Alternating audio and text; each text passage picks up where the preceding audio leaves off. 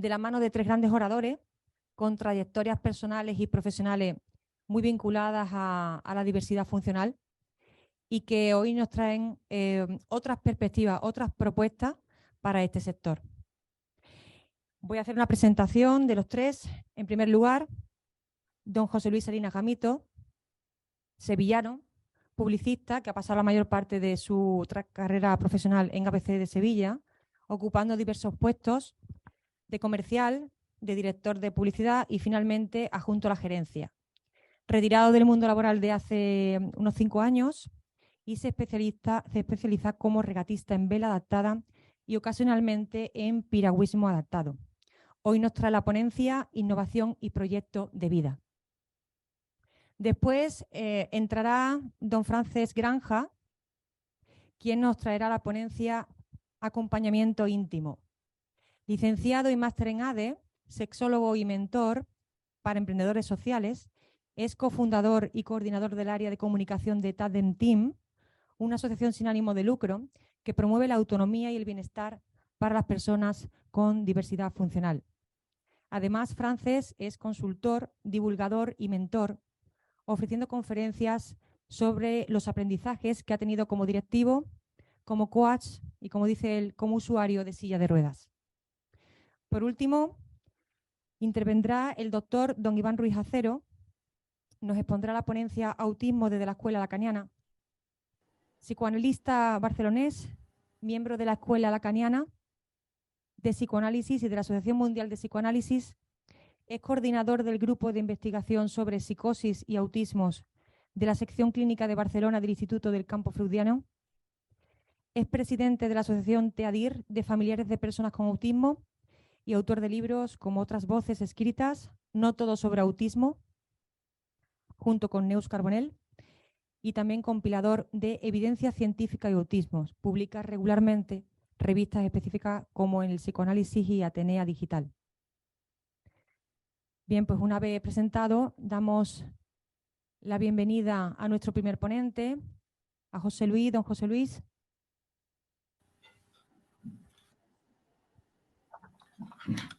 Juan Luis, Almudena. Juan Luis.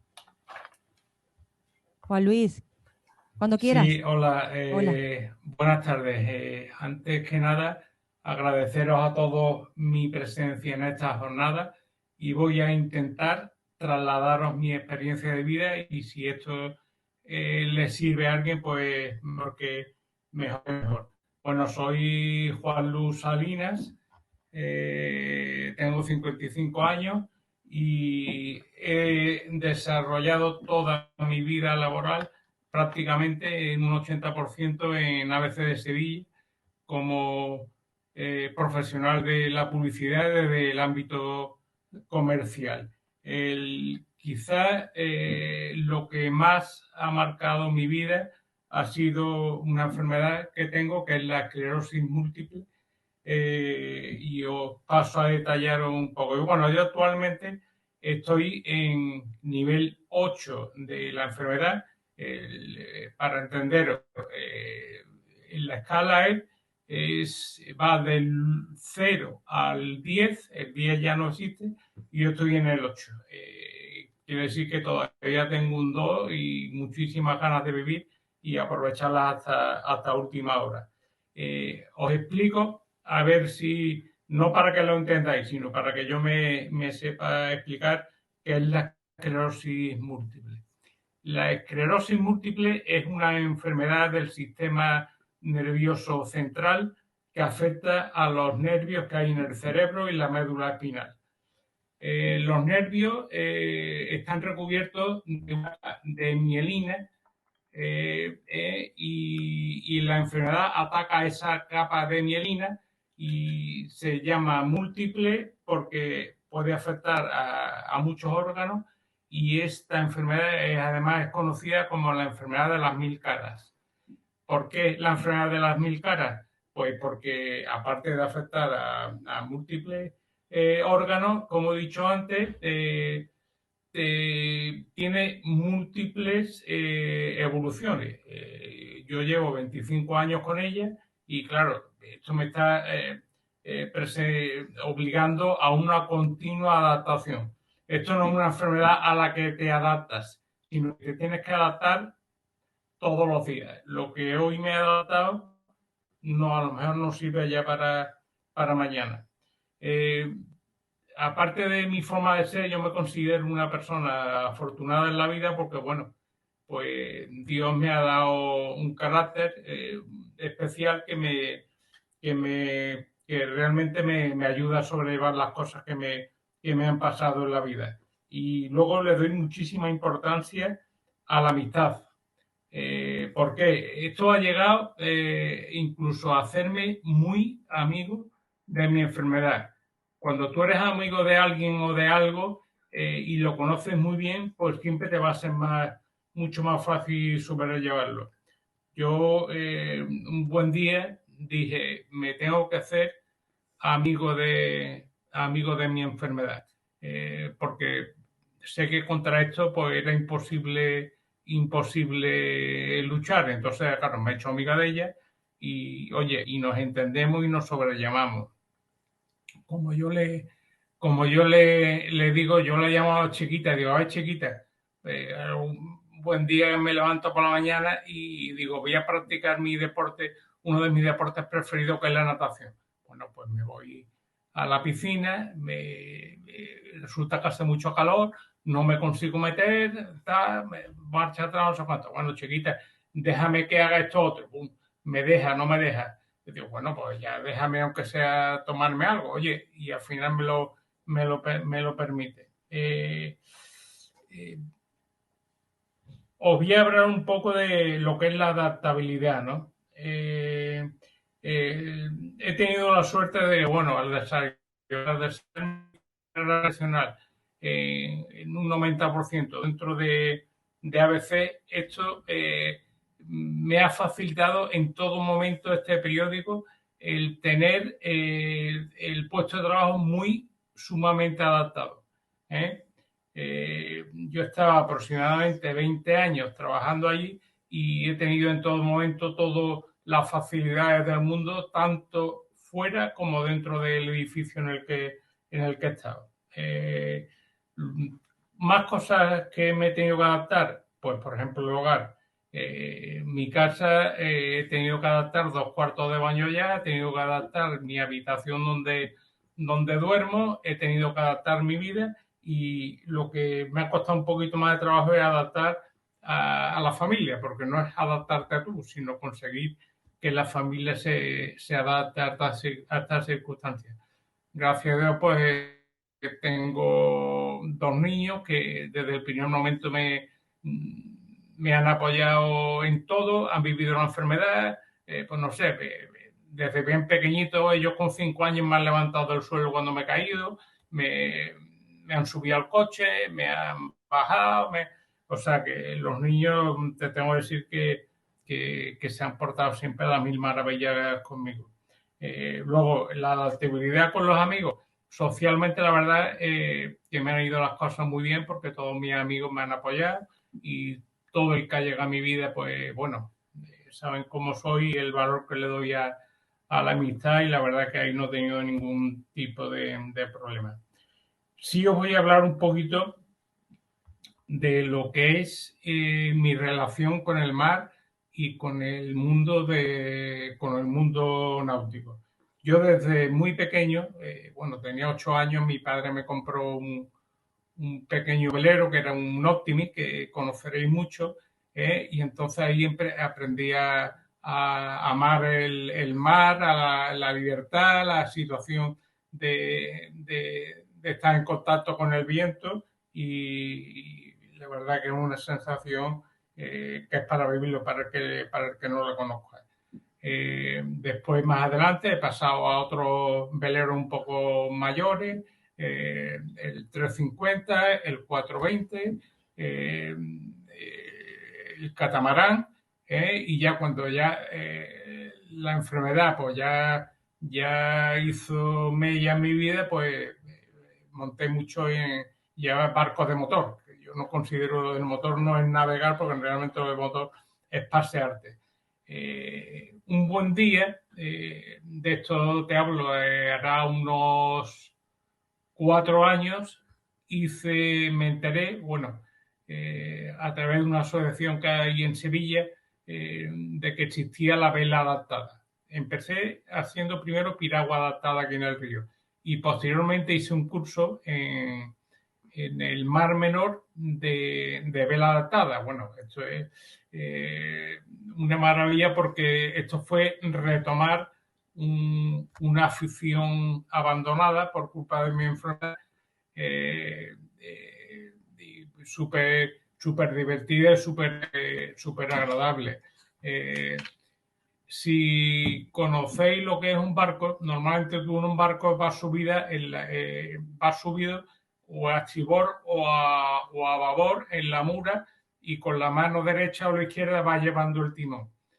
De momento que te queda o a la derecha o a la izquierda lo que es la proa del barco y a la derecha o a la izquierda te queda la parte de atrás.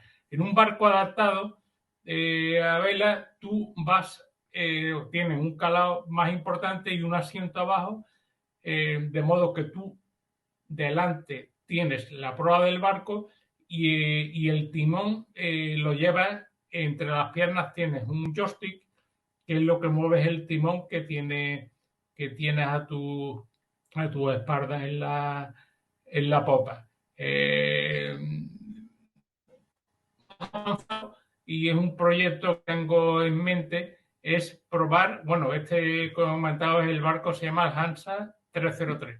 Hay un Hansa que se llama el Hansa Liberty, que aún no he probado, pero que tengo un proyecto de probarlo pronto, que es que no solo se activa con un joystick, sino que tú puedes manejar el barco a través de la respiración.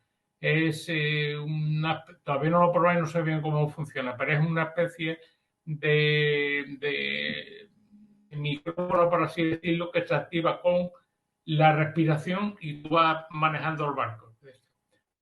Barco estribor, barco a babor, cazavela, foque a la derecha, foque a la izquierda y tú vas manejando al barco a tu antojo y semejanza. Lo que quiere decir que realmente el que no es feliz es porque no quiere. La vida lo que hay que hacer es adaptarse a todo y así sí que ser feliz, ¿no? Y nada más, lo que sí me gustaría, hombre, que ofrecer mi persona y mi conocimiento y mi filosofía de vida a cualquiera de vosotros que os pueda servir. Y nada más de momento, no sé si podemos poner los vídeos. Vamos a intentarlo.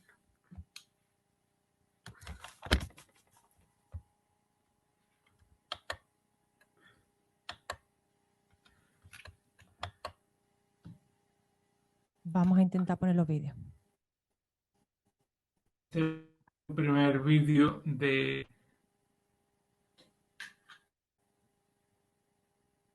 mi participación en el campeonato de España que fue en Canarias.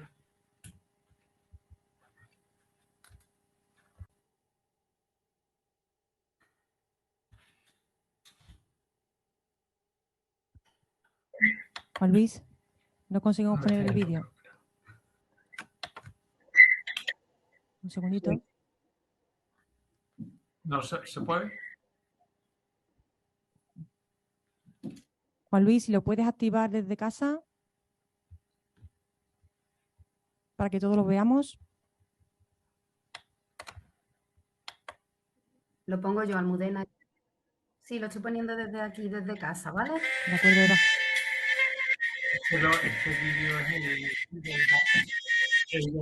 Este vídeo es el Hansa Liberty.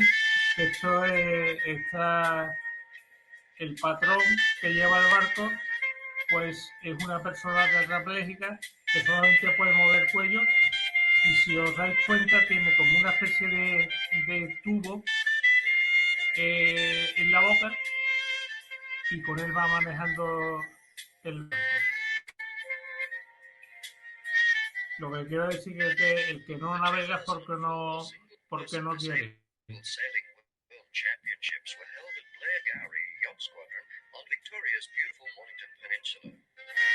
Este barco, Juan Luis, el no se único está que viendo, tengo yo no localizado conseguimos verlo. en la península es en Cascais. Y bueno, mi próximo proyecto es darlo para acá. Vale, pues Juan Luis, muchísimas gracias. Como vamos a dejar, después de las ponencias vamos a dejar un tiempo para las preguntas, que seguro que hay alguna.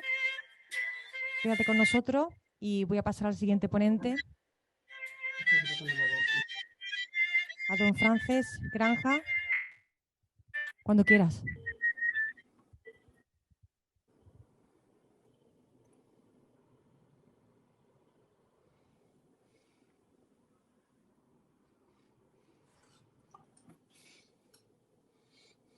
Buenas tardes, ahora sí. Vamos a pasar al siguiente ponente, a Frances, cuando quiera. Hola, buenas tardes. Me llamo Frances Granja, tengo a punto de cumplir 61 y desde hace 29 años tengo una tetraplegia completa a nivel de la cervical 6 como consecuencia de un accidente de tráfico que tuve en Portugal mientras trabajaba para una empresa americana. El tema que quiero traer en estos 15 minutos de presentación es un tema que me ha perseguido a lo largo de mi vida antes del accidente y después del accidente, de manera diferente. Se trata de la sexualidad. Vengo a hablar de qué hacemos con la sexualidad de las personas con diversidad funcional. Tengo que decir que por mi experiencia propia, cuando estuve ingresado en el hospital y le pregunté al médico cuáles eran las respuestas que la ciencia me daba para trabajar mi sexualidad, las únicas técnicas que me ofrecía estaban relacionadas con la genitalidad. La bomba de vacío, la papaverina, que es una inyección vasodilatadora, y en la prótesis de aire operada en el pene para que se hinche cuando se quieren tener relaciones de penetración. A mí estas soluciones, desde un cuerpo inmóvil e insensible, desde el pecho hacia abajo, no me sirven. Y entonces, a través de una serie de regalos, vamos a ponerlo así, que la vida me ha traído, descubrí una sexualidad que no tiene nada que ver con la sexualidad imperante en la mente de la mayoría de la población, que es la sexualidad orientada al coito, a la penetración y al orgasmo. Este modelo, que si uno mira por internet lo va a ver todavía que está muy extendido, es un modelo que a muchas personas con y sin discapacidad no les funciona. Y digo sin discapacidad porque esto es fundamental. Se habla poco de qué es la sexualidad, qué es el deseo y qué es la orientación sexual. Y a mí lo que me ocurrió es que cuando me quedé tetrapléjico quise repetir el modelo que había tenido antes del accidente de una manera tan desastrosa que me llevó a la anulación como persona sexuada y deseante. Y no solo deseante, sino deseable. Me convertí en una persona que yo creía que no le gustaba a nadie. A raíz de un periodo muy duro en el que tuve que estar más de 2 años en cama por culpa de unas úlceras por presión muy graves, descubrí que yo tenía unas necesidades relacionales, íntimas y eróticas que desde mi cama no podía satisfacer, ni mirando vídeos, ni leyendo novelas, ni haciendo imaginaciones varias. Y a raíz de un artículo publicado en un periódico, descubrí que habían personas que tenían relaciones íntimas y eróticas con personas con discapacidad. Aquel artículo me abrió la mente porque yo estaba convencido que desde el modelo con el que yo había crecido, mi condición me anulaba de esta parte de mi vida. Y sin embargo yo estaba leyendo que habían personas que sí que tenían relaciones íntimas. Empecé a investigar y encontré una asociación en Bélgica que había creado la figura del asistente sexual. Y entonces empecé a averiguar en qué consistía y lo guardé en un cajón. Hasta que al cabo de unos años yo empecé a experimentar una sexualidad desde mi cuerpo inmóvil e insensible que me producía muchísimo más placer que la sexualidad que había tenido antes del accidente. Estoy hablando de la sexualidad consciente, de la sexualidad tántrica, también llamada tántrica, o de la sexualidad que se llama presencial, donde las dos personas no tienen ningún objetivo más que establecer una conexión para disfrutar de aquello que salga entre esas dos personas.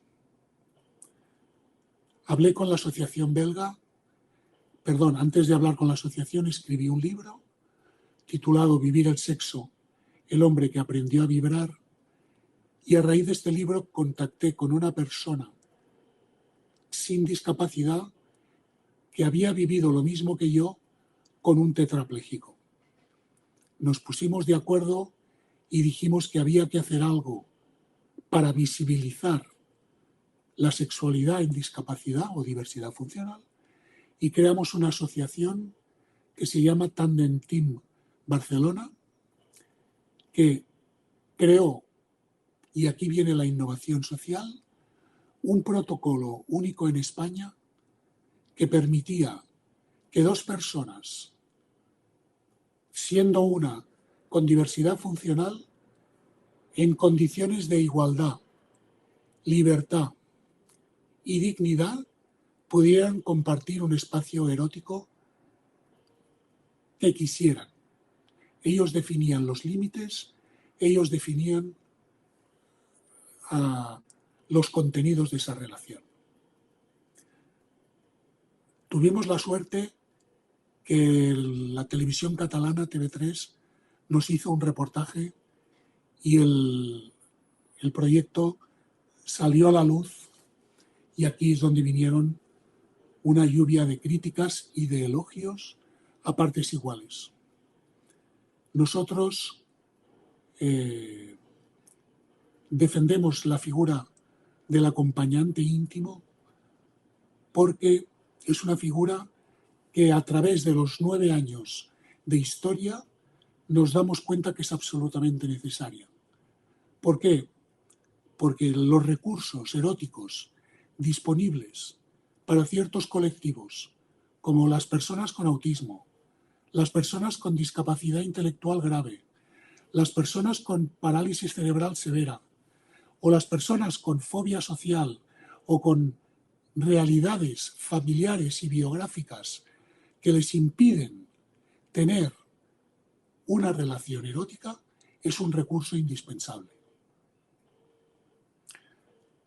Nos hemos tenido que proteger mucho porque hemos contado con la ayuda inestimable de una abogada penalista que nos ha asesorado a nivel documental sobre cómo realizar este protocolo de manera legal. Porque una cosa es importante, nosotros solo intervenimos en la fase de toma de contacto. Una vez las personas se han conocido, aplicamos los valores de libertad, igualdad y dignidad para que ellas, en poder de sus facultades y de su libertad, lleguen a pactos que quieran. ¿Por qué? Porque la sexualidad, y eso lo digo por experiencia propia, puede ir desde una mirada hasta una caricia, hasta una palabra en el oído.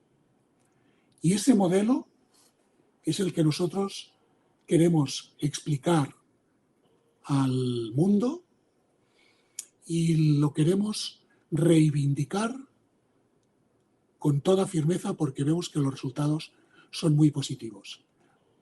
Hay personas, repito, que si no tuvieran este recurso seguirían encerradas en su casa, seguirían sometidas a la desinformación familiar y profesional y no tendrían acceso a sus deseos.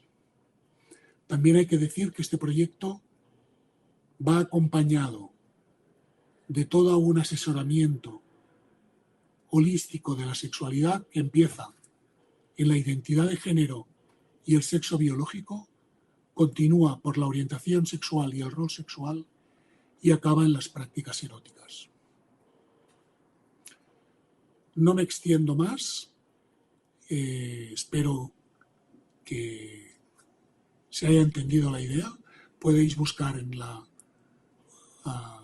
web tandemteambcn.com y ahí tendréis toda la información, así como todos los recortes en prensa y en medios que hemos tenido a lo largo de estos 9 años. Muchas gracias. Muchas gracias, France. Muy interesante también. Como le he dicho a Juan Luis, luego tendremos un tiempo para las preguntas que nos vienen a través del chat.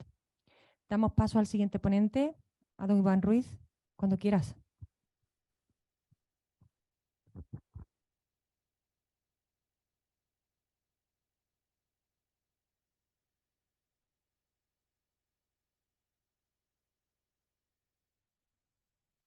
Almudena, ¿se oye bien? Sí. Vale, gracias. No estaba seguro. Bien, buenas tardes. Debo confesar que es un poco complicado para mí intervenir después de escuchar a los dos compañeros de esta secuencia, no solamente por la dureza de la experiencia de vida, pero también por el deseo que hay el deseo fuerte y decidido en cada uno de ellos dos frente al obstáculo. Creo que es algo muy emocionante, al menos a mí me lo ha parecido, y quizás es desde este ángulo que querría introducir mi exposición aquí. Yo dirijo una institución, se llama Asociación TEADIR, es una asociación, como ha dicho Almudena al inicio, de madres, padres y familiares de personas con autismo, con los diversos proyectos que vienen a una inserción social de las personas en algunas ocasiones con muchas dificultades, muchos obstáculos. Por eso quería subrayar la dimensión del obstáculo de las dos personas que me han precedido y de la invención, de lo que cada uno de ellos ha inventado. Creo que es algo que podría extender a mi experiencia con personas con autismo.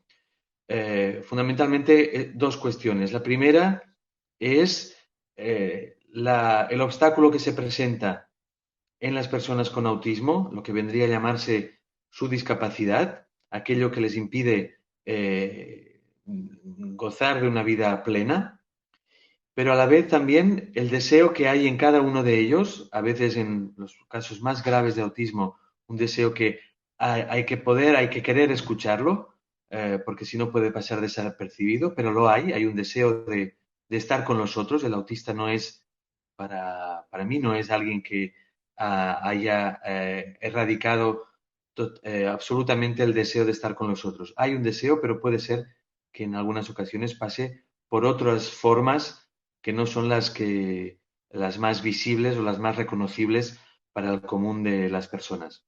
Y la segunda cuestión que querría destacar de lo que he escuchado de los dos compañeros es también cómo la experiencia singular en cada uno de ellos, en un punto es imposible de generalizar para todos, aunque puedan, por supuesto, haber proyectos que a partir de su experiencia puedan ayudar a otros, pero la experiencia singular vivida es imposible de generalizar para todos y por lo tanto en cada uno de ellos me pareció escuchar una respuesta y un modo de responder a este obstáculo que aparece en la vida. Bien, eso es algo que querría destacar en las personas con autismo, en cada uno de ellos. Es imposible, aunque todos ellos tengan el mismo diagnóstico de autismo, de diversidad funcional, de discapacidad, etcétera, es imposible igualar un sujeto autista a otro. ¿Por qué? Porque, al menos desde el psicoanálisis, que es digamos, la orientación teórico-clínica en la que yo me inscribo como psicoanalista, desde el psicoanálisis de orientación lacaniana, el autismo plantea dos elementos, dos direcciones claras en cada uno de los casos. La primera es que el llamado autista está en una posición de encerramiento, de reclusión, con respecto a los discursos comunes con los que se mueve la civilización. Hay un rechazo a identificarse a los discursos comunes y eso lo sitúa en muchas ocasiones en una posición de cierta soledad o de soledad máxima. Pero, a la vez, ahí hay siempre, es localizable un esfuerzo por estar con nosotros, como decía, por estar con los otros a partir de formas que pueden no ser reconocibles. Y es algo, por ejemplo, que me impresionó mucho al leerlo de una mujer adulta autista llamada Donna Williams, que quizás algunos de ustedes la conocerán. Es alguien que ha podido escribir sobre su experiencia y es alguien que ha hecho de su experiencia un modo de sostén en su vida para ayudar a otros. Ella, Donna Williams, dice en un libro que se titula Alguien en algún lugar, dice que el autismo para ella es siempre una doble lucha. Una, por recluirse del otro, por protegerse de los otros, y la otra lucha es la de querer estar con ellos. Y esto ella me parece que es algo que transmite muy bien el sufrimiento que puede venir de dos fuerzas que son contrarias, la de aislarse y la de estar con los otros.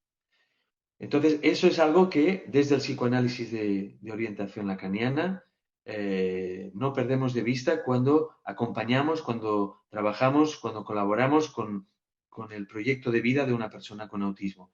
Y el segundo elemento que tampoco perdemos de vista es que en ese aislamiento, en lo que sería el caparazón autístico, por usar una expresión de los primeros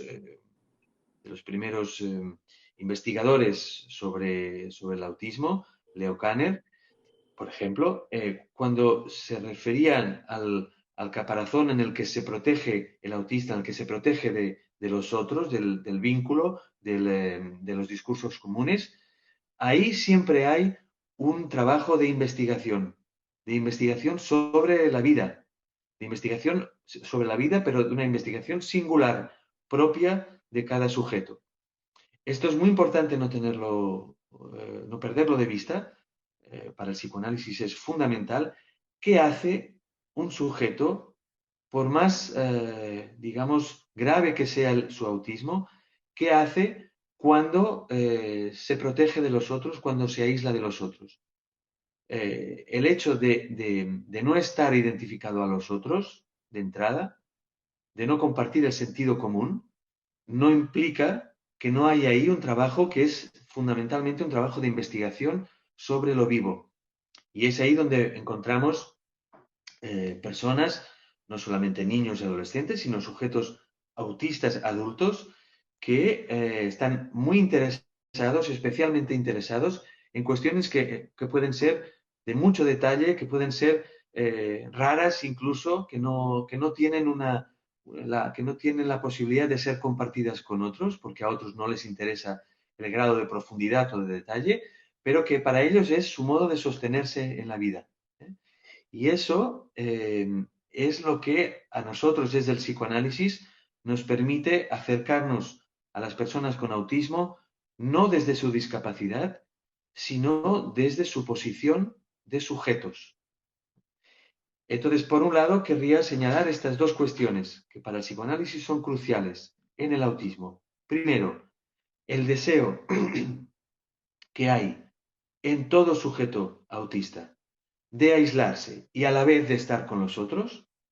Y en segundo lugar, la experiencia singular y la experiencia de investigación y de comprensión del mundo que les rodea a partir de elementos que forman parte de la cultura, del entorno en el que viven, pero no forman parte del sentido común como tal, porque pueden llegar a ser, digamos, a estar exploradas desde un grado de detalle y de profundidad que no es compatible con otros. Y finalmente, querría, para evidentemente resumirlo y poderme limitar al cuarto de hora que nos ha sido asignado, querría entrar en algo más de detalle sobre cuál es la propuesta desde el psicoanálisis de orientación lacaniana para el tratamiento y para el trabajo con el autismo. Desde el psicoanálisis de orientación lacaniana partimos de 4 elementos que son los que nos permiten captar en qué punto está cada persona con autismo y de qué modo nosotros, desde la institución, desde la escuela, desde la familia, desde el vínculo terapéutico, de qué modo podemos intervenir. Son 4 elementos. El primero, la relación del sujeto autista con el lenguaje. La relación del sujeto autista con el objeto. En tercer lugar, de qué modo se vincula el sujeto autista con el otro, con los otros que le rodean. Y en cuarto lugar, de qué modo se relaciona con su propio cuerpo. En relación al lenguaje, en muchos casos vemos cómo, en los casos de autismo, vemos muchas veces que hay un acceso al lenguaje, es decir, que el lenguaje entra a formar parte de la vida de esa persona con autismo. Hay otros casos que no hay el uso de la palabra como tal, pero eso no significa que estén fuera del lenguaje. Para el psicoanálisis lacaniano, todo sujeto autista está en el lenguaje, siempre, haga uso de la palabra o no. La cuestión es ver de qué modo el sujeto autista usa el lenguaje, porque eso nos dará posibilidades de estar junto a él y de entrar, con su consentimiento, de entrar en su mundo. No, para el psicoanálisis lacaniano, hablar no es el objetivo primero. No se trata de que un niño diga no sé cuántas palabras, sino que para el psicoanálisis de lo que se trata es de que ese sujeto autista desee hablar. Porque si desea hablar, todas las palabras que entren en su mundo van a entrar van a entrar pegadas al deseo de decirlas, de decírselas a los otros, por supuesto. En segundo lugar, la relación del sujeto autista con los objetos.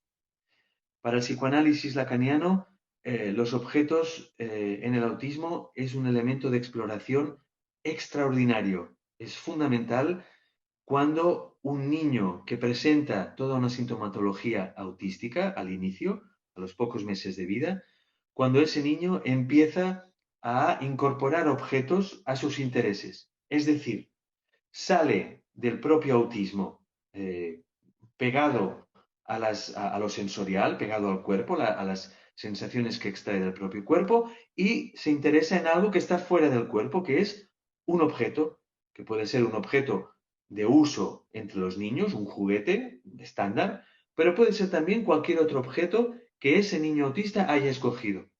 A partir de eso que el niño autista escoge, nosotros los psicoanalistas trabajamos. Por supuesto, no solamente en las sesiones individuales, sino también en la institución en la que ese niño, ese adolescente o ese adulto esté, y por supuesto en casa. Esto es, la cuestión del objeto es fundamental porque el objeto incluye de manera mucho más fácil al otro que está con el sujeto autista.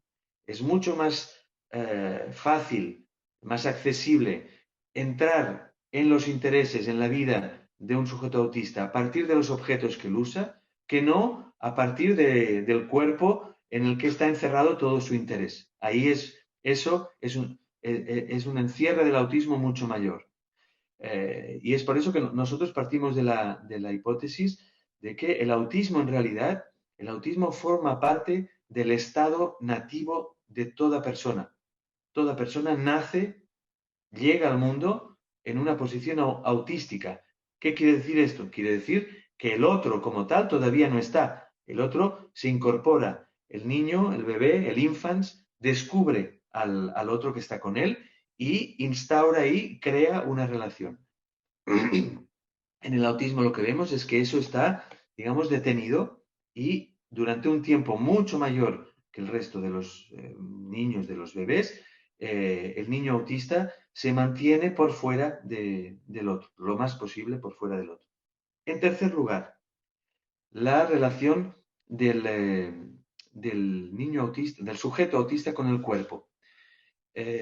Lo pongo en tercer lugar para continuarlo, para darle continuidad con lo que decía ahora en relación a los objetos.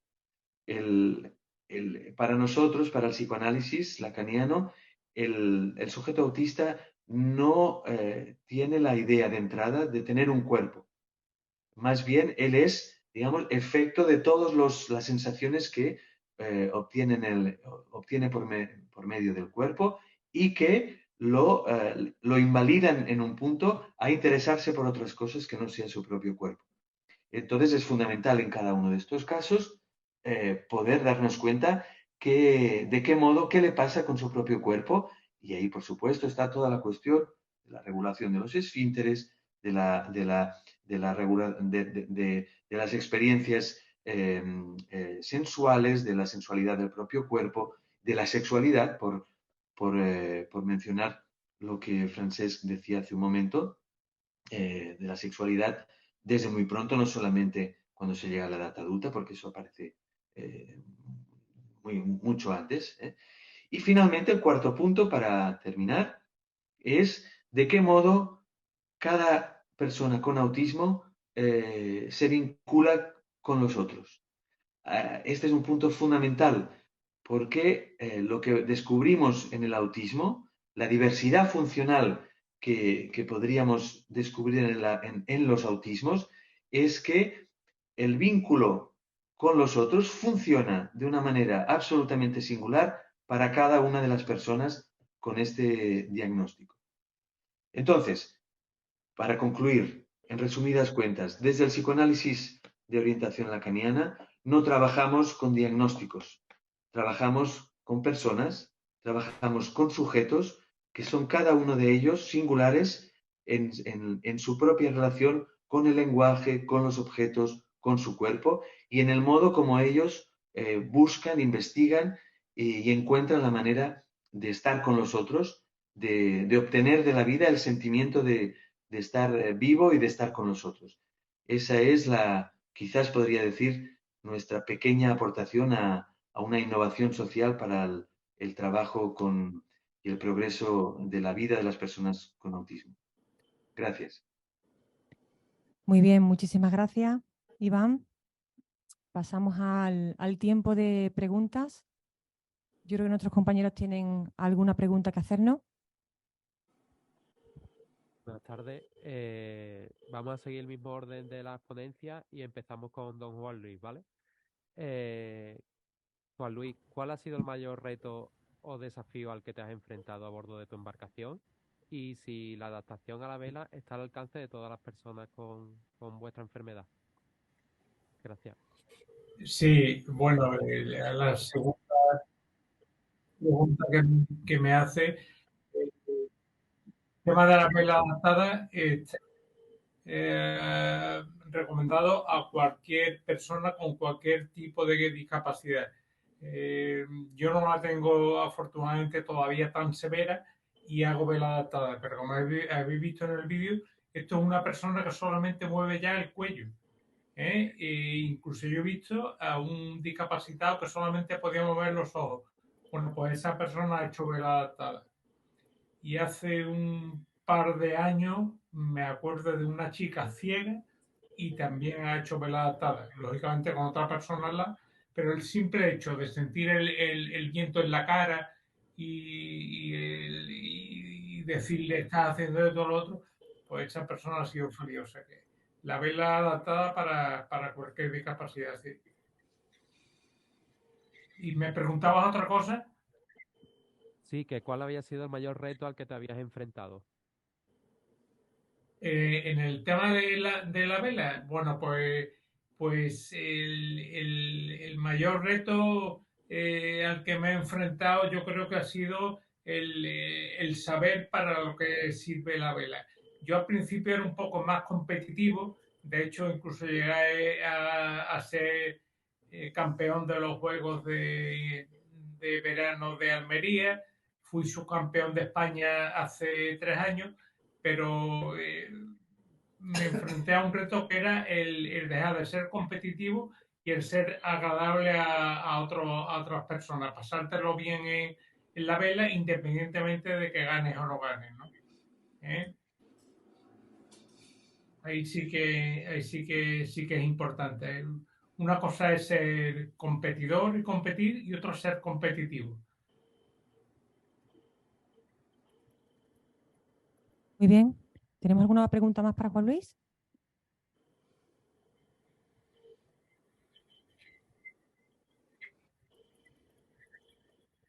Una pregunta más, Juan Luis. Era si ustedes, las personas con vuestra enfermedad, tenéis algún tipo de apoyo por parte de las administraciones. Sí, bueno, yo lo que tengo ya es una validez pero realmente apoyo de otro tipo no existen demasiado fuera de lo que es la enfermedad. No existe gran apoyo, la verdad, en ese sentido, por la parte gubernamental no existe gran cosa, ¿no? Vale, muy bien. Muchas gracias. Nada. ¿Tenéis otra para los otros ponentes? Las siguientes preguntas serían para Francesc Granja. La primera sería: ¿qué porcentaje o afluencia de personas con discapacidad intelectual acuden a vuestro servicio?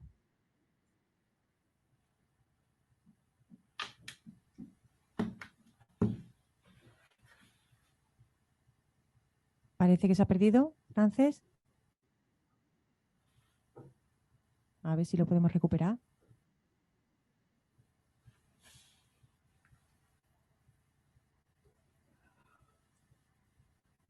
Va. Pasamos a la siguiente pregunta. A ver si recuperamos a Frances. Bueno, pues pasamos a Iván. Iván, nos preguntan si es compatible la perspectiva que tú presentas con otras ya conocidas.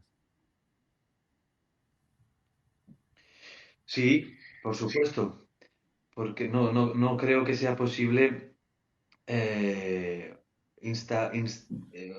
orientarse o restringirse a una única manera de entender el autismo, porque el ser humano es muy complejo, no solamente las personas con este diagnóstico, sino cualquiera de nosotros somos tremendamente complejos y una única visión sobre esta complejidad sería simplificarla de manera grave. Es verdad que hay diversos posicionamientos frente a la sintomatología autística y hay a veces que es compatible, por supuesto, un abordaje como el que yo planteo con otros tipos de abordajes. ¿Cómo saber cuándo esta compatibilidad es posible? Es una cuestión creo que aquí hay que centrarse en la persona y ver poder valorar a partir de los efectos que el tipo de intervenciones, de abordajes se hacen con una persona con autismo, ver qué efectos tiene y poder valorar si es que existe alguna incompatibilidad. Ahora bien, para eso es fundamental que los padres, que fundamentalmente son los que primero se movilizan para ayudar a su hijo menor, digamos, ¿no?, que plantea estas dificultades, es fundamental que los padres pueden hacerse su propio criterio de con qué profesionales, a qué profesionales pueden confiarse ellos y confiar el trabajo con su hijo o con su hija. Y esto muchas veces tiene que ver no solamente con la información que ellos tienen, que es fundamental que sea una información lo suficientemente amplia, sino también tiene que ver con su propia sensibilidad. Hay padres que por la propia sensibilidad, por su propio modo de entender lo que es la educación de su hijo, por su propio conocimiento de su hijo o de su hija, porque finalmente son ellos los que mejor conocen a su hijo o a su hija, en función de esto, ellos van a estar más cerca de un tipo de abordaje o de otro. Y ahí, por supuesto, cada caso es un mundo, pero radicalmente respondería que sí, que efectivamente se trata de poder compartir y de poder poner en marcha diferentes modos de intervención para una cuestión tan compleja como es el autismo. Muy bien, muchas gracias. Hemos recuperado a Frances, se ha vuelto a ir. La siguiente pregunta. Tenemos otra pregunta para Juan Luis. Nos comenta un usuario del chat que la mayor barrera que se encuentran los usuarios es la económica, y si existe algún tipo de subvención que les ayude a acceder a este tipo de deporte. Bueno, sí existen subvenciones para practicar este tipo de deporte. Yo al principio me costaba el dinero y era realmente, sí que existe. Está, por ejemplo, la Caixa, están muchas empresas privadas que sí que apoyan estas iniciativas. Cuestión de verlo, de estudiarlo cada caso y bueno, y ofrecido a él y a quien quiera saber algo más, pues mi disposición. Muy bien. ¿Seguimos? Tenemos otra pregunta para Iván, que sería, ¿qué aporta esta perspectiva desde el psicoanálisis a la persona con TEA, a su calidad de vida? Aporta un elemento tal que es introducir. Ahora, que es contemplar la dimensión de sujeto de cada persona con autismo. ¿A qué me refiero con la dimensión de sujeto? Me refiero a que las respuestas que da una persona con autismo a los obstáculos que se encuentra, a los obstáculos para comunicarse, a los obstáculos para entender el mundo, a los obstáculos para aprender, esas respuestas son siempre singulares, son siempre únicas. Y el problema del diagnóstico, este u otros diagnósticos de salud mental o de discapacidad, es que los diagnósticos intentan igualar la manera de comprender qué es lo que está pasando en las personas con ese mismo diagnóstico. Entonces, ¿qué es lo que aporta el psicoanálisis a la mejora de la vida de las personas? Es encontrar cuáles son esas respuestas absolutamente singulares de esa persona para poderlas desarrollar lo más posible, llevarlas lo más lejos posible para que esa persona pueda encontrar en su vida su propio sentimiento de vida, su propio modo de ligarse a la vida, que no sea únicamente dependiendo de los otros, que son los que aportan qué es lo que necesita, qué es lo que le pasa y qué es lo que debería hacer. Es decir, la dimensión de sujeto finalmente es la posibilidad para las personas con autismo también de ser lo más posible dueños, amos de su propio camino en su propia vida. Muy bien, muy interesante. A ver si no Sigo tenemos con- 4 minutos. Sí, sigo con la pregunta de Francés, a ver si ahora podemos. Y sería, ¿qué afluencia de personas con discapacidad intelectual acuden al servicio? Y también por el chat nos preguntan si solo tiene presencia en Barcelona o podemos acceder desde otras ciudades. Disculpar por la desconexión. Respondo rápido. El colectivo de discapacidad intelectual, desde nuestra experiencia, es el que tiene más dificultad para acceder a un desarrollo satisfactorio de su sexualidad. Debido a los Frances, se escucha muy bajito. externos que, gracias a los mitos atribuidos a la sexualidad y a las personas con diversidad intelectual, les A ver si es impiden posible que acceder. pudiera acercarse un poquito más, Frances, porque no le escuchamos bien la respuesta, la queremos escuchar. A ver. Disculpa. Sí. A ver ahora. Vale. Decía que el colectivo de discapacidad intelectual es el más complicado para acceder porque es el que más depende de su entorno, tanto a nivel familiar como profesional. Nuestros números hablan de un 10 o un 15%, que es muy bajito. Y si hablamos por género, estamos hablando de las mismas cifras. Solo un 10 o un 15% de mujeres acceden al producto de acompañamiento íntimo. La segunda pregunta es del proyecto Suiza en Barcelona. Debido a su complejidad, tanto documental como logística, como de todo tipo. Y se han intentado hacer proyectos en Valencia, en Canarias, incluso en Sevilla, pero lamento decir que no han tenido éxito. Creo que de todas maneras hay personas que de manera individual están haciendo acompañamientos íntimos, lo que pasa es que no sé cómo conseguir sus contactos. Muy bien. Al final hemos podido escuchar la respuesta de Frances. Se nos acaba el tiempo y ahora vamos a pasar a la presentación de las comunicaciones. Pero antes que eso, darle las gracias a los 3 ponentes por una mesa muy interesante que nos ayuda al mundo, al sector de la diversidad funcional a intervenir y actuar con estas personas. Y eso, muchísimas gracias y pasamos a las comunicaciones de esta mesa. Buenas tardes. Gracias.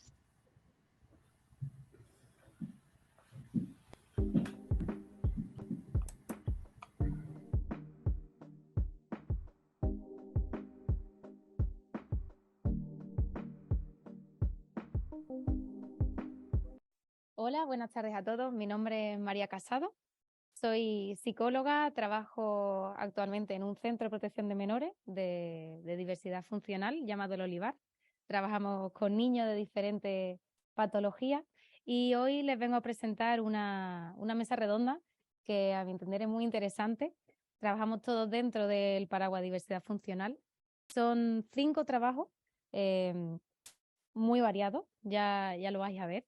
Y bueno, después vamos a abrir una ronda de preguntas que seguramente surjan muchas dudas y estoy segura de que todos los ponentes van a estar más que encantados de resolver. Entonces animo a todo el mundo en el chat y que nos esté viendo a que no solamente esté atento, que eso va a ser sencillo, sino que se anime a preguntar, que van a estar encantados de responder.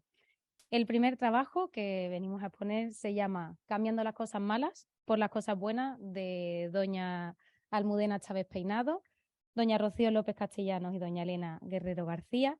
Todas trabajan en el Centro de Día de San Lucas, en el que trabajan con usuarios de discapacidad intelectual, de daño cerebral sobrevenido y trastornos de conducta. En este proyecto, ellas nos van a transmitir las complejidades que han tenido a la hora de tratar con el COVID y cómo se adaptó el centro a estas nuevas necesidades. El siguiente trabajo sería, y está titulado, Experiencias sobre el Grupo de Reflexión Ética, GRE, en la Residencia de Santa Ana. Santa Ana es un centro especializado en daño cerebral sobrevenido, presentado y expuesto por doña Maite Paredes Mata, Aguado Gil, Ramos Rodríguez y Sánchez Vargas. El tercer trabajo se denomina SAMU Unión Deportiva.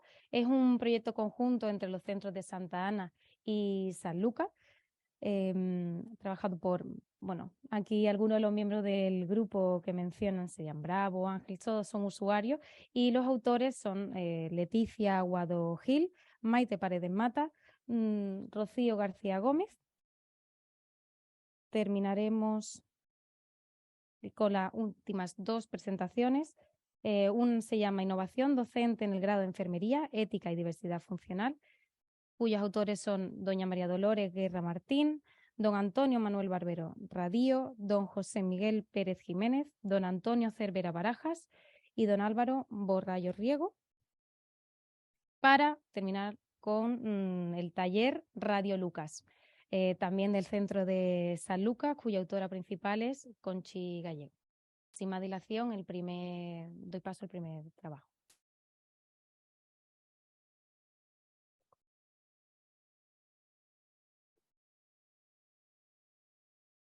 Tres trabajadoras del Centro de Día San Lucas de SAMU para personas con discapacidad intelectual y trastornos de conducta y para personas con daño cerebral sobrevenido presentan esta comunicación que titulamos Cambiando las cosas malas por las cosas buenas, en relación a la experiencia vivida por el equipo en los periodos de cierre del centro por la pandemia COVID-19. El confinamiento por la pandemia en marzo de 2020 supuso un golpe de incertidumbre y de desasosiego para los centros de día de personas dependientes, puesto que tuvieron que cerrar sus puertas siguiendo las indicaciones sanitarias correspondientes. El Centro San Lucas planteaba una multiproblemática. Al cerrar sus puertas, dejaba en casa a personas usuarias que presentaban trastornos graves de conducta, sobre todo en el ámbito domiciliario, por lo que había el sentir profesional de dejar desamparados no solo a las personas usuarias, sino a sus principales cuidadores, que no solo perdían una atención profesional para estas personas, sino que además tenían la firme convicción que la conducta se vería afectada seriamente por otras causas añadidas. La ausencia de actividad externa al domicilio, pérdida de hábitos saludables en cuanto al sueño, alimentación e higiene y la imposibilidad en muchos casos de poner límites a los comportamientos desajustados.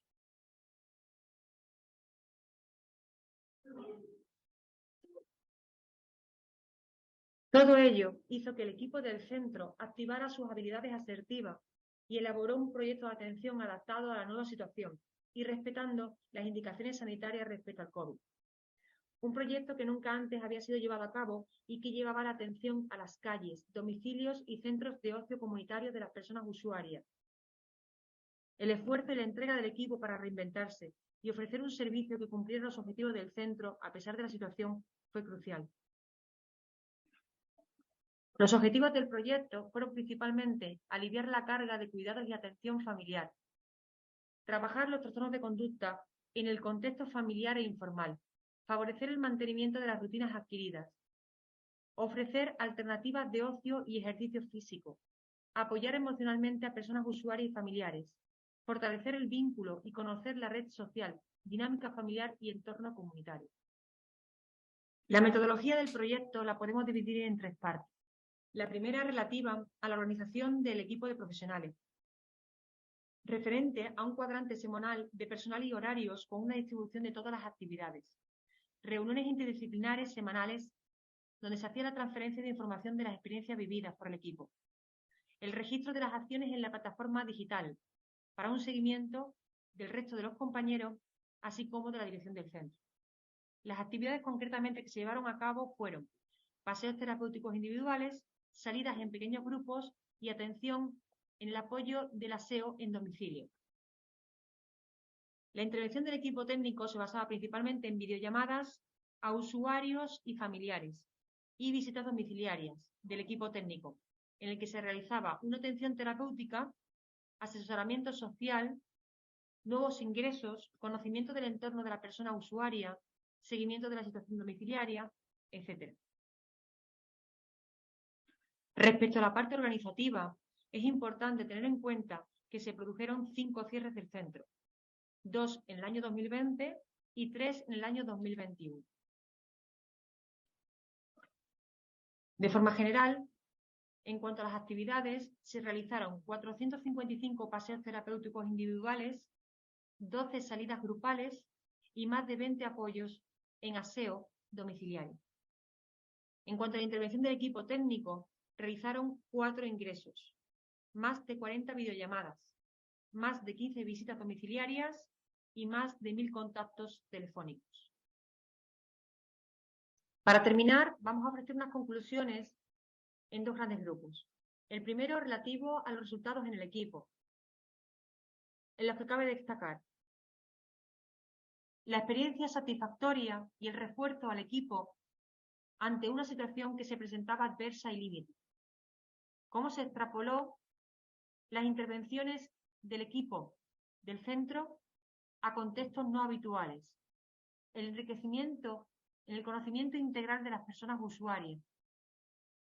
Se estrecharon vínculos profesional-usuario y profesional-familia. Y el alivio del sentir profesional, la impotencia de no poder ejercer su labor y hacerla en un contexto diferente. Y los resultados en las personas usuarias y familias, que fueron muchas, pero podemos destacar las siguientes. Aumento de la confianza y la empatía en la labor de los profesionales. El mantenimiento de la rutina habitual de las personas usuarias, a pesar de la situación pandémica en la que nos encontrábamos. Respiro familiar. Apoyo del aseo domiciliario si fuera necesario. Actividad física en situación de sedentarismo obligado. Y realizar actividades en su entorno que por sí solo o con su familia no realizaban anteriormente. Les damos las gracias por su atención y nos tienen a su disposición para cualquier pregunta que quieran en los contactos que le hemos dado en la primera diapositiva.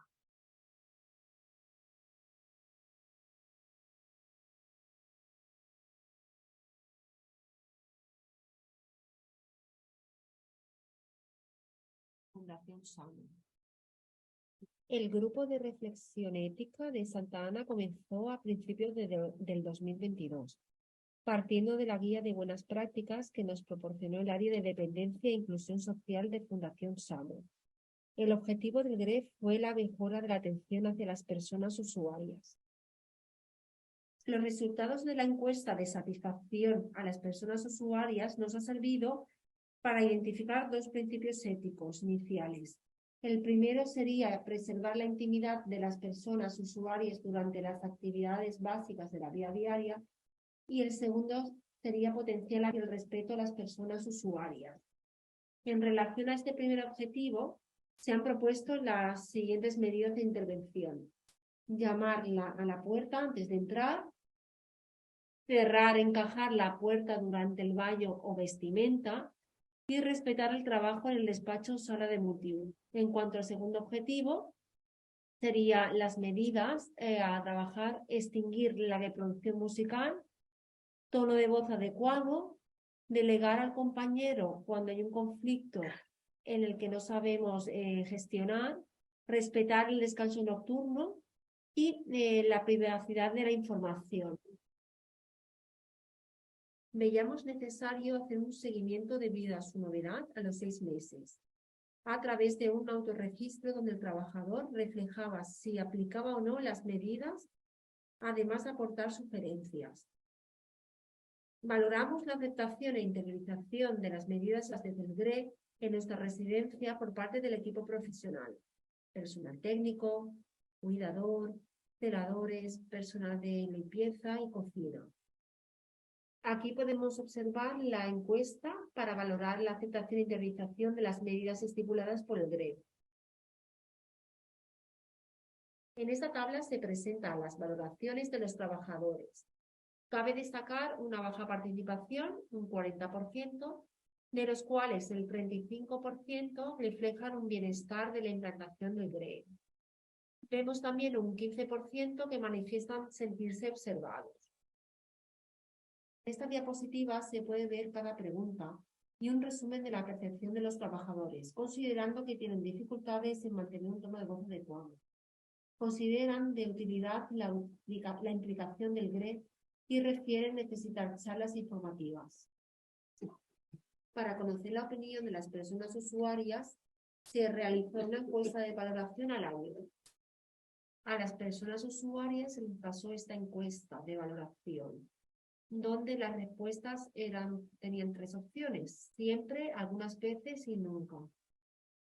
Tal como muestran los resultados de la encuesta de valoración de los objetivos y medidas hacia las personas usuarias, observamos que la meta de promover respeto y dignidad saca una puntuación más elevada que la meta de promover la intimidad.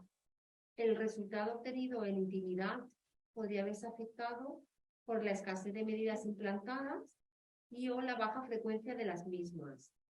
Y por otro lado, el sesgo por la propia alteración de la percepción de la psicopatología de la persona usuaria. De cara al avance del grupo de reflexión ética, se extrae la necesidad de mejorar tanto la percepción como la aceptación del GREC entre los trabajadores y mejorar el GREC como un espacio de reflexión a través de encuentros con el personal.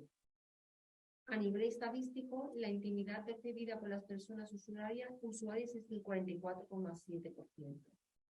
La dignidad y respeto percibida por las personas usuarias es del 70,5%. El 35% de los trabajadores están satisfechos con la imagen del GREC. De este presente estudio se extrae que se debe seguir fomentando en la interiorización de estas medidas. Muchas gracias por vuestra atención. Cada semana nos reunimos con un claro compromiso, apostando por el deporte integrador e inclusivo. ¿Cómo te sientes cuando juegas antes de ir a entrenar y después de ir a entrenar? ¿Y a ti te gustaría que vinieran padres a ver jugar fútbol? Sí. Sí. Ángel, ¿tú cómo te sientes antes de ir a entrenar y después de ir a entrenar? Me siento bien. Cuando termino me siento mejor. Cuando viene mi familia, estoy súper contenta. Juego como nunca. Y estoy deseando que acabe el partido para irme con ellos y hablar con ellos y estar con ellos. ¿Cómo te sientes antes de los entrenamientos? ¿Qué te aporta? Juego con otros equipos, me fijo en cómo lo hacen para poder luego practicar yo ese mismo juego cuando estoy jugando con los contrarios.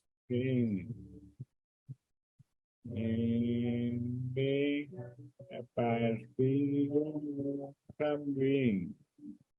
En SAMUS Unión Deportiva trabajamos para mejorar la integración e inclusión social a través de la unificación de 2 centros para una mejor gestión emocional en diferentes aspectos de sus vidas, canalizada por medio de ejercicios físicos y relaciones en el exterior.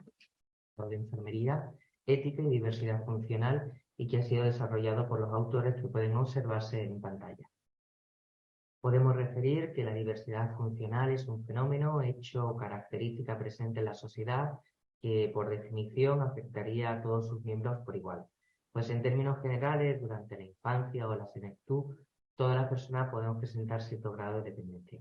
Por consiguiente, distinguimos una diversidad funcional del mismo modo que puede observarse una diversidad cultural, sexual o generacional. Para brindar una correcta atención a la diversidad funcional, tenemos que tener en cuenta que deben superarse distintas barreras, entre ellas actitudinales, físicas o arquitectónicas, políticas o de comunicación. En cuanto al objetivo, se ha planteado analizar las aportaciones sobre cuestiones éticas y adopción de buenas prácticas éticas de los estudiantes de enfermería en el seminario ética y diversidad funcional, rompiendo barreras. Como metodología, el diseño ha sido un estudio de acción e investigación. La población ha sido estudiantes del tercer curso del grado en enfermería de la Universidad de Sevilla, concretamente en la asignatura de ética y gestión de enfermería durante el curso 2022-2023. A nivel de intervención se trabajó en grupos pequeños mediante la aplicación de metodología de aula invertida y trabajo colaborativo. Para la evaluación se seleccionaron 2 grupos pequeños para pasarles unos cuestionarios de conocimientos tanto al inicio como al final de la intervención, y para ello se elaboró una escala tipo Likert desde 1, en el que no tenían ningún conocimiento, a 5, que sabían mucho. Además, se les planteó una pregunta abierta relacionada con los temas trabajados en los seminarios. En cuanto a los resultados, referir que la muestra estuvo compuesta por 108 estudiantes de enfermería, incluidos en los seminarios de la asignatura de ética y gestión de enfermería. Las edades estuvieron comprendidas entre los 20 y 22 años, siendo mayormente alumnas, un 78,7%. Como hubo 25 grupos pequeños, pues en total presentaron 25 trabajos, de los cuales 12 fueron pósteres, 10 infografías, 2 folletos informativos y un equipo elaboró un marcapáginas. En cuanto a la evaluación, pues referir que todos los estudiantes respondieron a la pregunta abierta sobre el contenido del seminario, y en cuanto al cuestionario de conocimientos previo y final, pues obtuvieron en los previos unos resultados de 1,12 al inicio, antes de la intervención, y después se ve cómo aumenta significativamente los conocimientos, ya que obtuvieron después en el cuestionario final una puntuación de 3,08. A continuación se presentan distintos ejemplos de trabajo que han presentado los alumnos en este seminario. Ahí pueden ver en primer lugar un póster realizado sobre inclusión en las aulas, formas de ayudar frente a la discapacidad. Al lado pueden encontrar un folleto informativo sobre el empleo y estudio de las personas con discapacidad, y a continuación pues lleva también los requisitos para una buena práctica. A modo de conclusiones finales, pues referir que se ha conseguido sensibilizar y aumentar los conocimientos de los estudiantes de enfermería en materia de diversidad funcional desde el punto de vista ético. También que se ha conseguido que mediante esta metodología de trabajo colaborativo y aula invertida, pues se ha observado que se ha demostrado efectiva. Y por último referir que tanto los estudiantes como el profesorado implicado pues han manifestado estar muy satisfechos con la innovación docente. Muchas gracias por la atención prestada. A continuación nos ponemos a su disposición para cualquier duda o pregunta. Gracias.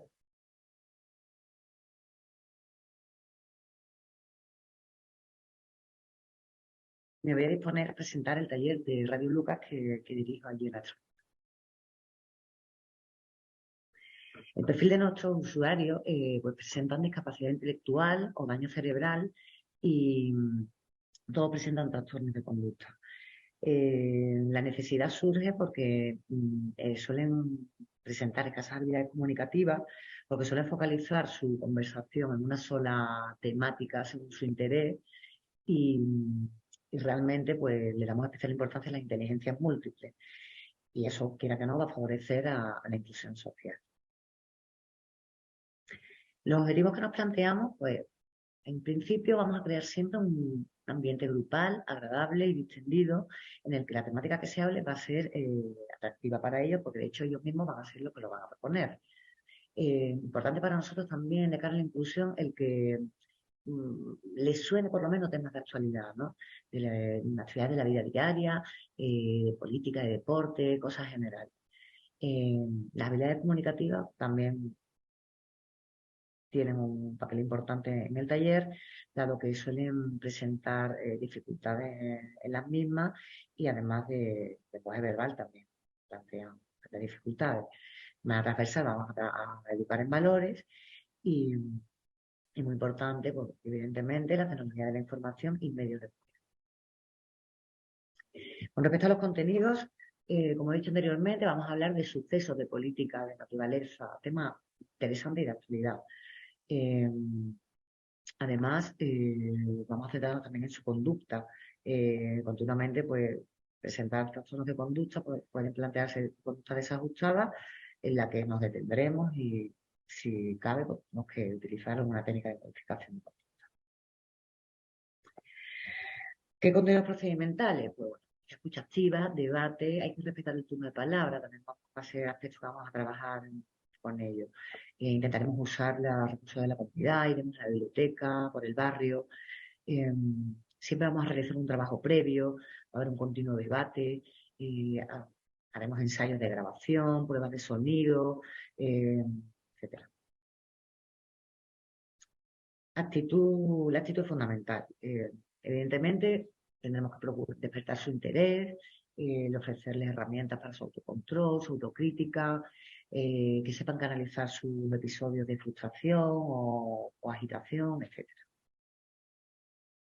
¿Qué metodología vamos a llevar a cabo? Grupal, centrada sobre todo en la participación y la aplicación de ellos, porque son los principales protagonistas.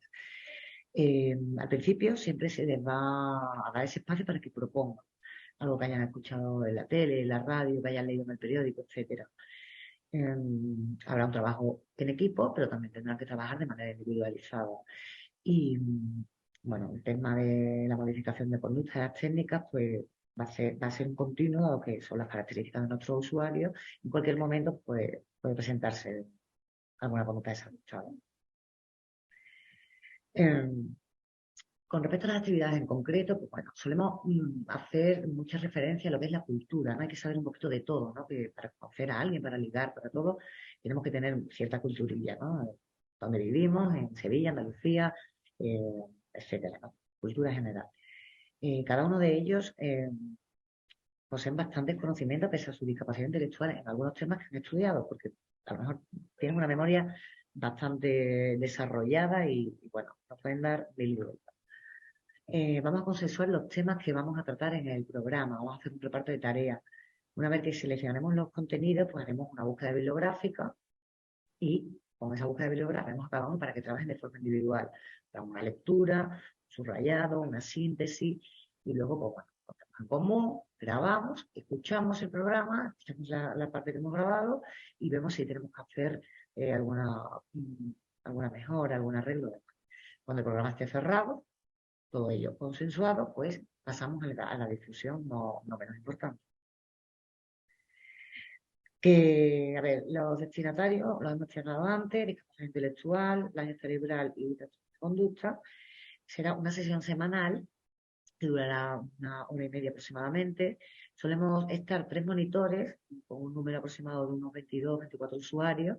Y bueno, los materiales que usaremos, pues bueno, materiales de radiofónicos, tarjeta de sonido, micrófono, el programa Cubase 5.1, proyector, altavoces, material fungible, etc. ¿Qué secciones tenemos en nuestro programa? Pues vamos a comenzar con una sintonía. Ellos después van a seguir con la entradilla, van a saludar, vamos a hablar de grupos musicales, de artistas, vamos a debatir de temas interesantes. Siempre va a haber una entrevista a personas que nos resulten interesantes, que ellos mismos consensúen. Haremos reseñas bibliográficas. Hay un chico que, por ejemplo, que lee mucho y le interesa por presentar el libro que ha leído, qué autor, de qué va la temática. Hemos incluido hace poco una sección de recetas de cocina, que también los familiares están participando en las mismas, y bueno, está funcionando muy bien. Muy interesante también el rincón del artista, y ellos imitan, cuentan chistes, cantan, etcétera. Y siempre vamos a finalizar el programa con una despedida y un cierre. La evaluación tenemos que hacerlo con aspectos tangibles, ¿no? ¿Cómo participan? Pues, ¿cuántas veces levantan la mano? Si participan en las secciones o no, cuántas veces, el número de veces que respetan el turno de palabra, si te atienden con la mirada, si te responden verbalmente, cuántas veces tenemos que usar la técnica del tiempo fuera, es decir, si presentan alguna agitación y demás, pues tenemos que decirle que se vayan a alguna sala tranquilitos, que reflexionen y demás, pues, enumeramos el número de veces que tenemos que utilizar esa técnica, cuántas veces se duermen, dado que debido a la medicación o demás, pues pueden quedarse dormidos y eso. Y después el número de reproducciones que lleva nuestro programa en las redes sociales. Y nada, esto es todo. Os invitamos a a que visitéis, a que nos escuchéis. Estamos en Facebook, en YouTube, y nada, como he dicho al principio, la unidad de estancia Club San Lucas, de SAMU y Radio Lucas.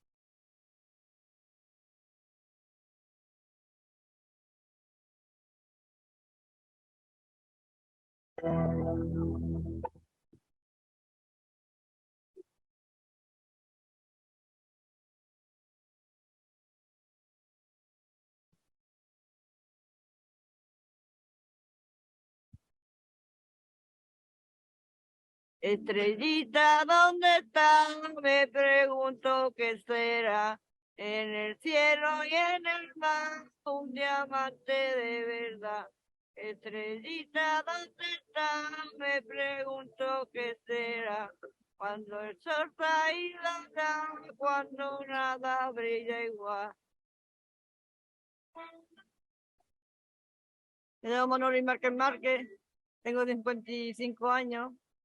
A mí me ha cambiado todo, porque antes, cuando no tenía teatro, a mitad de los días me aburría, y ahora como tengo teatro, cuando tenemos ensayo, o hago el ensayo y me gusta.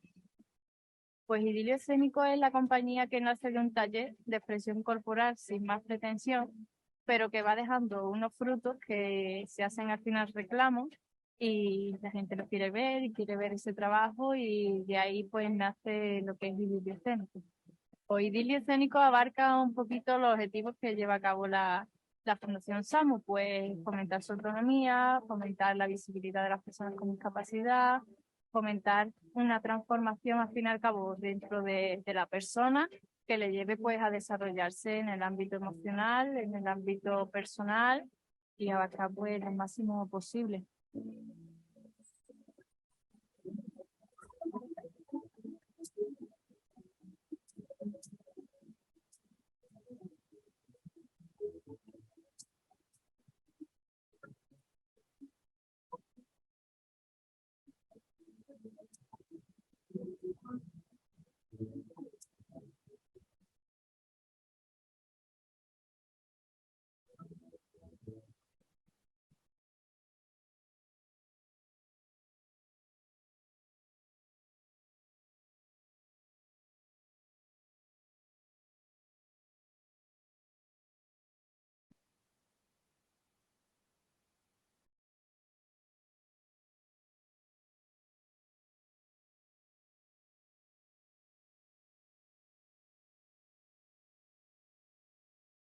Pues mira, mientras nuestros compañeros están conectándose, si quieres hacemos un repaso de las comunicaciones.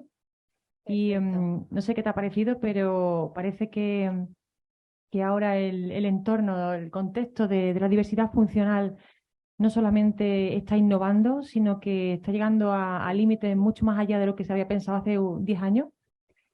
Y no solamente eso, sino que además ha llegado a la facultad de enfermería, ¿no? Me ha resultado llamativo, porque cómo se les ocurre a profesores de la Universidad de Sevilla, de la Facultad de Enfermería, bueno, pues trabajar con la diversidad funcional, ¿no? De hecho, fue una de las cosas que a mí me llamó más la atención, porque muchas veces la diversidad funcional está invisibilizada, aunque algunos puedan pensar que, bueno, que se ve, ¿no?, a simple vista, ¿no? Y eso es quedarse en un nivel muy superficial de lo que trabajamos con estas personas. Sabemos que es lo que requiere, y es un mundo maravilloso que, bueno, que me alegra que aquí podamos estar viendo cómo en ámbitos que a priori desde un aspecto más social no pensaríamos que están relacionados, tocan, ¿no? Y es que es verdad, no solamente hace falta estar en persona para saber que la diversidad funcional es un mundo maravilloso. No sé si estarás de acuerdo conmigo que todo este tipo de proyectos además producen un efecto de información en la comunidad que familiariza al ciudadano de a pie con la diversidad funcional. Se me ocurren los ejemplos por ejemplo, de Radio Lucas, o de, por ejemplo, el de la Unión Deportiva, que liga o vincula dos tipos diferentes de diversidad funcional, ¿no? En este caso sería personas afectadas de daño cerebral con personas con discapacidad intelectual, ¿no?, y trastornos de conducta en este caso.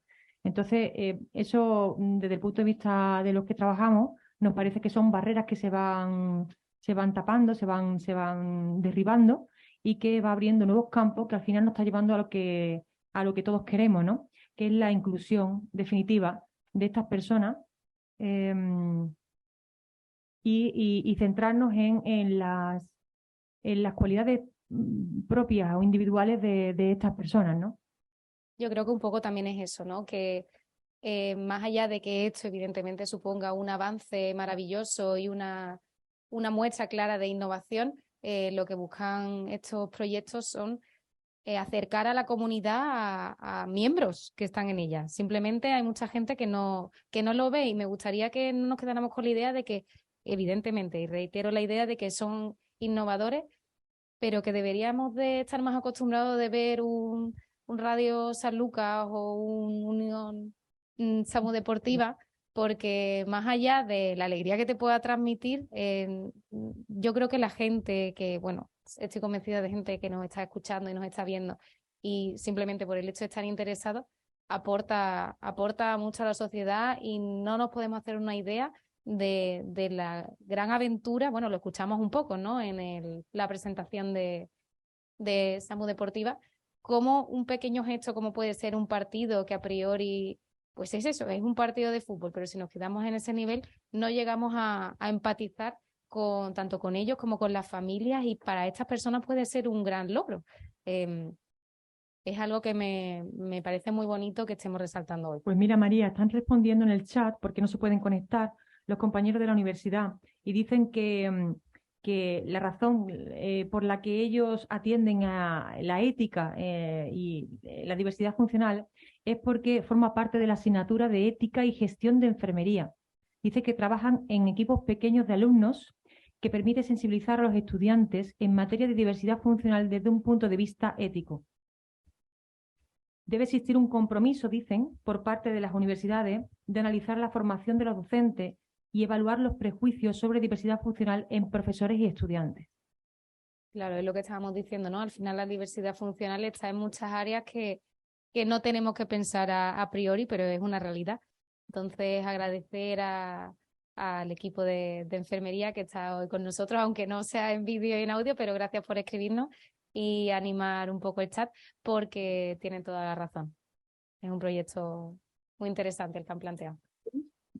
De hecho, las universidades, no solamente la de Sevilla, sino otras, se me ocurre también la UPO, con la que tenemos vínculo directo en esta jornada, tienen un área específica de la atención a la diversidad funcional y lo que tratan con sus actividades es precisamente eso, ¿no? El normalizar la presencia de personas con diversidad funcional, buscando los apoyos necesarios para que puedan realizar sus tareas como alumnos o incluso como profesores, como cualquier otra persona, ¿no?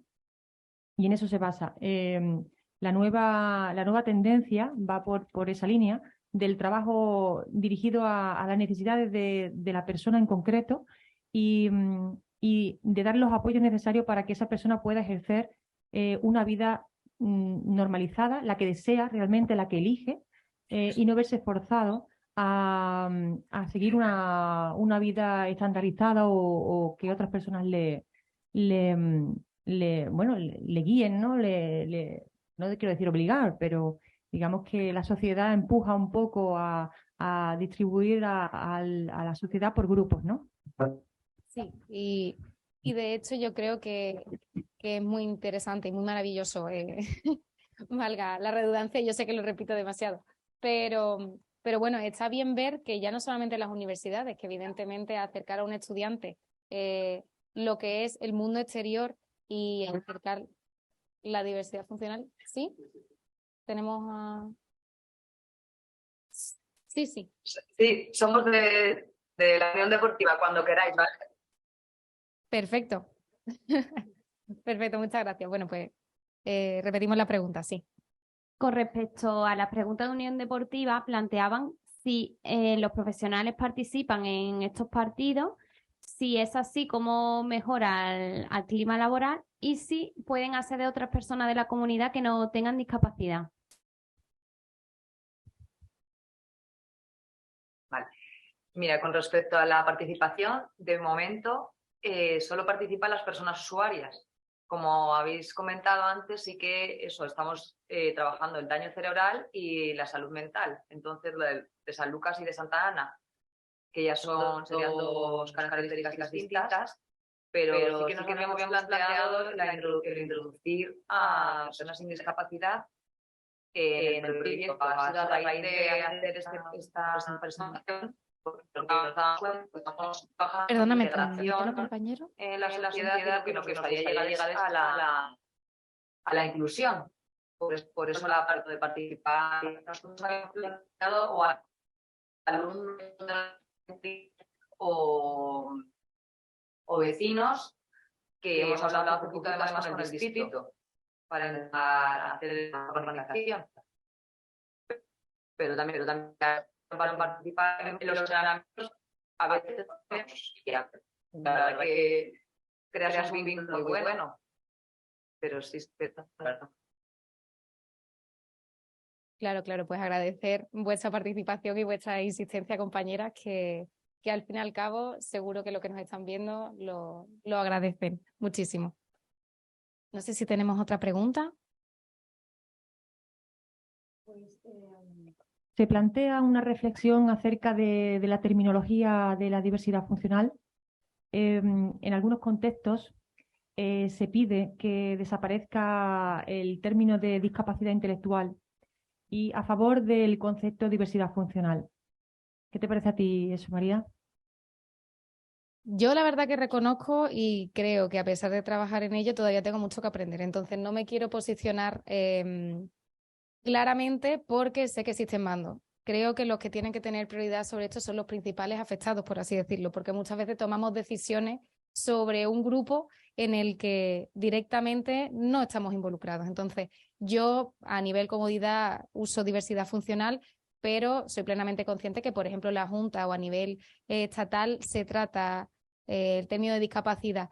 Yo no tengo mayores dificultades, siempre creo que hay que priorizar la opinión, sobre todo si estamos interactuando con una persona que se pueda sentir ofendida. Entonces, creo que la posición más adecuada, por lo menos en mi opinión, es adaptarnos al interlocutor si a ellos les puede suponer un problema, porque para nosotros creo que tenemos esa capacidad de sobra como para no hacer daño si alguien lo puede interpretar mal. Muy bien, María. Dejamos entonces un poco en el sujeto, ¿no? que decida, ¿no? Realmente en qué concepto es el mejor para él, ¿no? Correcto. Y bueno, nada, dicho eso, agradecer a todos vuestra participación, vuestra presencia y dar paso a la siguiente parte de nuestra jornada. Un saludo. Hola, buenas tardes.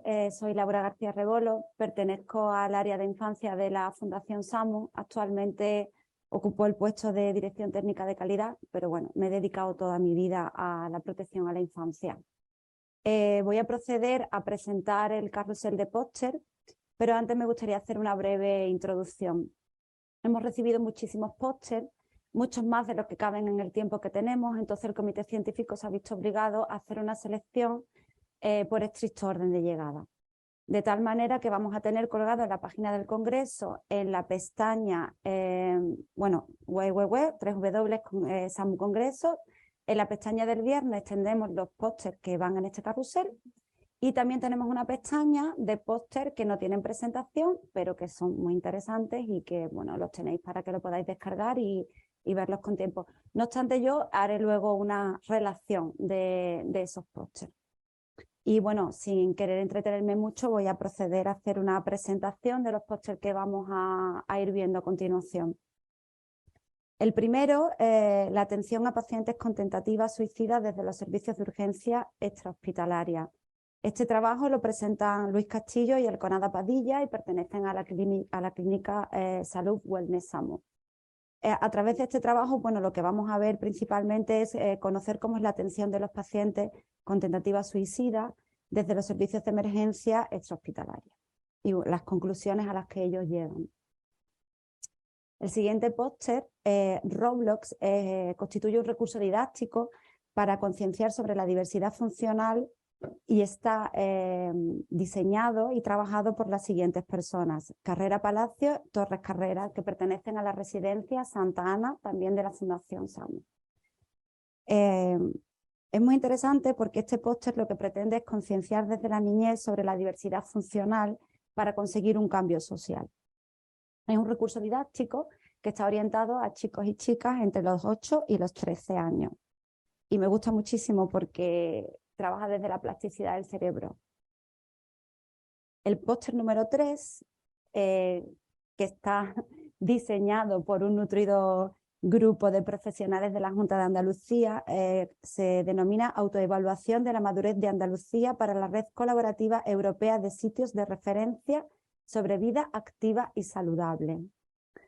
Las personas responsables son Carriazo, Lama, Rodríguez Acuña, Moral Leal, Túnez Ciñana, Guzmán y Alonso Trujillo, todos pertenecientes al Servicio Andaluz de Salud de la Junta de Andalucía. La finalidad principal de este estudio es evaluar las regiones que se presentaban para ser integradas en la Reference Site Collaborative Network of Active Healthy Living. Y en 2022 se utilizó una herramienta, la herramienta Siroco, que se pasó en los territorios andaluces, y fue Andalucía reconocida con la puntuación máxima de 4 estrellas, lo cual es un logro y me alegro mucho de que hayan compartido este conocimiento con nosotros. El póster número 4 es inclusión y accesibilidad de personas con discapacidad en eventos culturales. El equipo responsable son Quintana Baena y Rueda Amador, que son compañeros de la Residencia San Sebastián de Fundación SAMU. Este póster analiza el proyecto de inclusión y accesibilidad de las personas con discapacidad en los eventos culturales, particularmente en los festivales de música. Y para ello hacen todo un recorrido por los derechos humanos y culturales de las personas con discapacidad, analizando tanto el ordenamiento jurídico español como el europeo para comprobar si se cumple con esos requisitos de inclusión. A mí me ha parecido súper interesante cuando lo he leído. El trabajo número 5, bueno, creando conciencia desde el área de discapacidad de SAMU para el alumnado de secundaria. Este trabajo está hecho por el equipo de la Residencia Santa Ana y bueno, tiene un objetivo fundamental que es el de concienciar a los más jóvenes sobre lo que es la diversidad funcional a través de metodologías complementarias que son, por un lado, las charlas de concienciación y por otro lado, las jornadas de convivencia con personas que presentan diversidad funcional. El póster número 6, gobernanza y consenso de los informes finales en la evaluación del tercer plan andaluz sobre drogas y adicciones, está desarrollado también por un nutrido grupo de compañeros de la Junta de Andalucía, del Servicio Andaluz de Salud, que paso a detallar: Vázquez García, Rus Molina, Cáceres Armendáriz, Millán Jiménez, Ballesta Gómez, Montiel, Tena Aguilar y Alonso Trujillo. Bueno, la evaluación del Plan Andaluz sobre drogas y adicciones del 2016 al 2022 supuso un enorme reto para dirimir todas las actuaciones en las 4 áreas, y ellos las detallan aquí en este estudio. Son las áreas de prevención, las de atención sociosanitaria, incorporación social y gestión del conocimiento. Los informes finales después pues, fueron sometidos a un estudio del FI de consenso. La verdad que es bastante denso el trabajo, pero muy, muy interesante. El póster número 7 que vamos a ver son los cuidados de enfermería ante el duelo perinatal, una revisión bibliográfica. Las autoras de este trabajo son Moreno Tirado y Tarriño Concejero, del Departamento de Enfermería de la Universidad de Sevilla.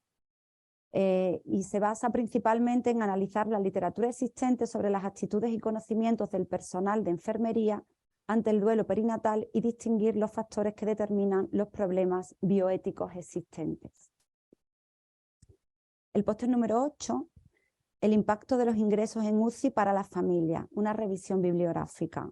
Este estudio está realizado por Vives Lendínez y Martínez Lara, también del Departamento de Enfermería de la Universidad de Sevilla, y tiene como objetivo describir las necesidades, estrategias para el afrontamiento y reacciones que presentan los familiares cuando se enfrentan a la experiencia desreguladora que implica el ingreso en UCI.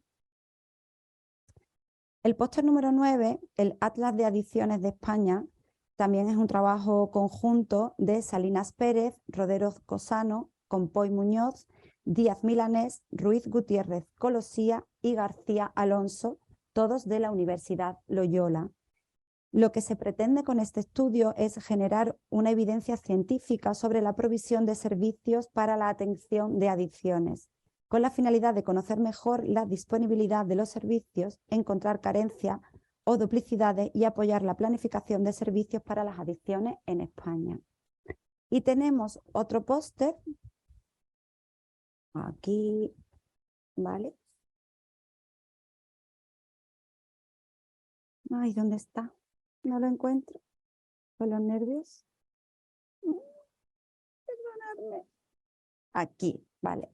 La importancia de la comunicación efectiva, comunicadores dinámicos y lenguaje asistido. Este trabajo lo generan compañeras de la Residencia Santa Ana, Torres Rodríguez y García Morón. Y a través de este trabajo nos van a explicar qué son los comunicadores dinámicos en el lenguaje asistido, cuáles son los principales software para la comunicación, cuáles son los beneficios y sobre todo las conclusiones a las que llegan, que son muy, muy interesantes. Todas las personas son candidatas para el uso de dispositivos de comunicación asistida si no pueden expresar sus ideas, sus pensamientos, sus preguntas, su miedo, su dolor. Me parece súper interesantísimo lo que hacen estos compañeros en este proyecto. Vamos a dar paso al visionado de los pósteres. Recuerdo que tenéis los pósteres en descarga en la página del Congreso, en la pestaña de grabaciones y comunicaciones. Ahí tenéis los pósteres del viernes y también otra pestaña donde aparecen los pósteres que no tienen presentación, aunque luego después haré una relación de ese conjunto. Ahora vamos a pasar a ver el carrusel y entiendo que se podrán hacer preguntas si están autores o autoras en la sala de chat, que podrán contestar y que nos harán llegar.